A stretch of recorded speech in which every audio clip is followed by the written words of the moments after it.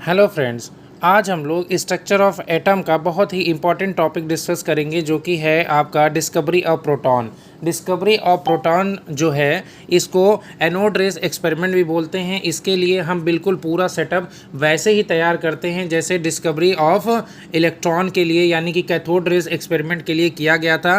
बस अंतर इसमें सिर्फ इतना है कि इसमें जो कैथोड है वो हम इस परफोरेटेड कैथोड लेते हैं। परफोरेटेड कैथोड मतलब ऐसा कैथोड कि जिसमें क्या हुआ रहे, छेद हुआ रहे। तो अब यहाँ पे देखिए, अब यहाँ पे आप क्लियरली देख सकते हैं। सबसे पहले मैं थोड़ा इलेबोरेट कर देता हूँ इस डायग्राम को। तो इसमें आप देखेंगे कि एक ग्लास ट्यूब है, इसमें दो इलेक्ट्रोड लगे हुए हैं। इसको हमने हाई वोल्टेज जनरेटर से कनेक्ट किया है। निगेटिव टर्मिनल को जिस इलेक्ट्रोड से कनेक्ट किया है उसको हमने कैथोड बोला है। विशेष ध्यान रखना है कि कैथोड हमें परफोरेटेड लेना है, यानी कि ये कैथोड जो है इसमें छेद होना चाहिए। और हमारा जो एनोड है, एनोड हमने यानी कि जनरेटर के जो पॉजिटिव टर्मिनल से जिस इलेक्ट्रोड को जोड़ा है उसको हमने एनोड बोला है।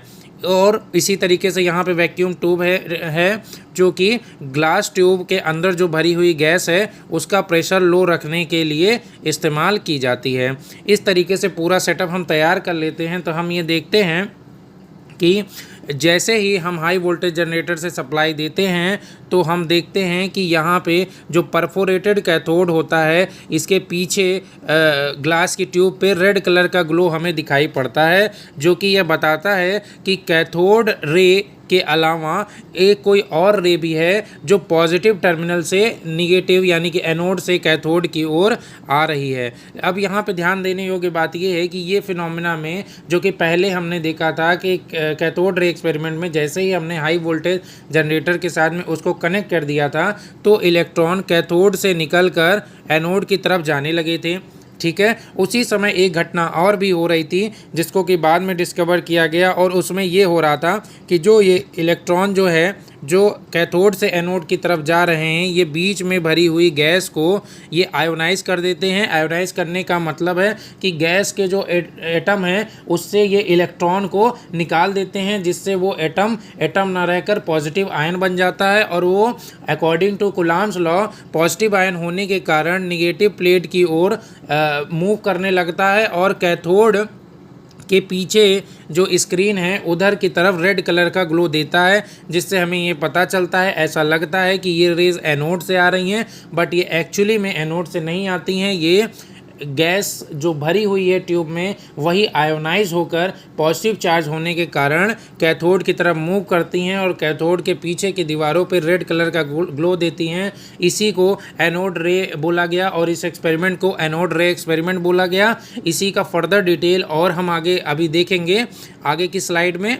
इसमें देखिए, इसमें आप देख सकते हैं कि यहाँ पे क्या लिखा हुआ है कि परफोरेटेड कैथोड। इस एक्सपेरिमेंट में हम लोग जो है परफोरेटेड कैथोड इस्तेमाल करेंगे। परफोरेटेड कैथोड का मतलब होता है कि कैथोड में हमने स्मॉल स्मॉल होल्स कर रखे हैं। उसके बाद हमने देखा कि इस एक्सपेरिमेंट को परफॉर्म करने के बाद रेड कलर का ग्लो कैथोड के पीछे दिखाई पड़ता है, जो ऐसा लगता है कि ये रेस किधर से आ रही हैं, एनोड से कैथोड की ओर आ रही हैं, बट रियलिटी में ऐसा नहीं होता है। Cathode rays are originated from cathode but anode rays are not originated from anode. यानी कहने का मतलब जो कैथोड रे हैं वो तो कैथोड से निकलती हैं, लेकिन एनोड रेज एनोड से नहीं निकलती। वो क्या, वो जो कैथोड रे से जो इलेक्ट्रॉन निकल रहे हैं वो बीच के जो गैसेस हैं उनको आयोनाइज करती हैं, जिस कारण से उसका जो एटम है उससे इलेक्ट्रॉन निकलता है और वो पॉजिटिव आयन हो जाता है। यही पॉजिटिव आयन आपका कैथोड की तरफ चलता है और कैथोड के पीछे की दीवार पर रेड कलर का ग्लो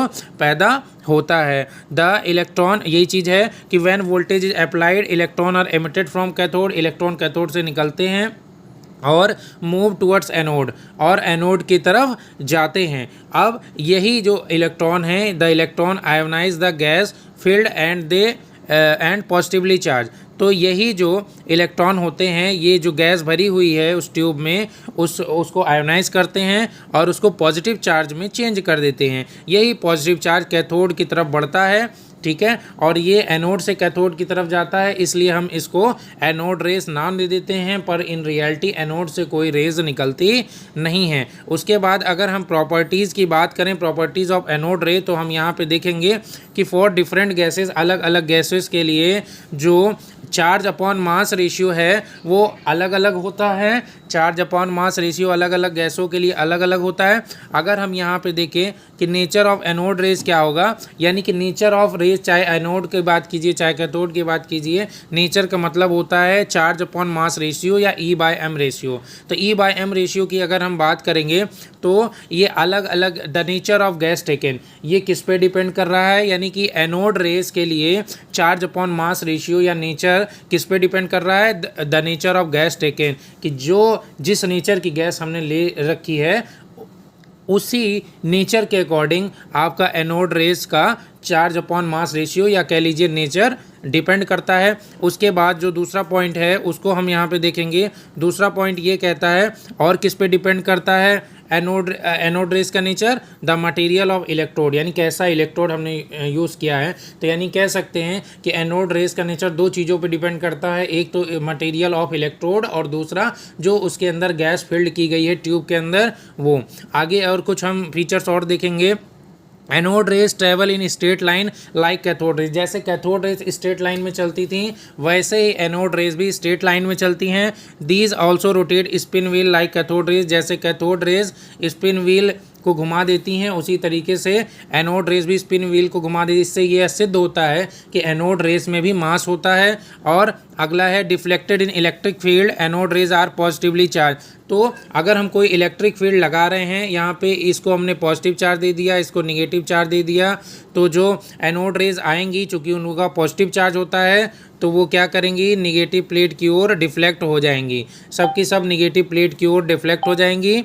इस तरीके से हम यहाँ पे देखते हैं कि एनोड रेस पूरे तरीके से पॉजिटिव चार्ज की तरह बिहेव करती हैं और परफोरेटेड कैथोड के पीछे रेड कलर का ग्लो उत्पन्न करती हैं। और इसी तरीके से हमने देखा कि ये एनोड रे एक्सपेरिमेंट कंप्लीट होता है। इसका शुरुआत या इसको बताया सबसे पहले स्टार्टिंग में गोल्डस्टीन ने, बाद में रदरफोर्ड ने इसको पूरे तरीके से कंक्लूड किया और इसके बारे में ये फीचर्स बताए। Thank you friends.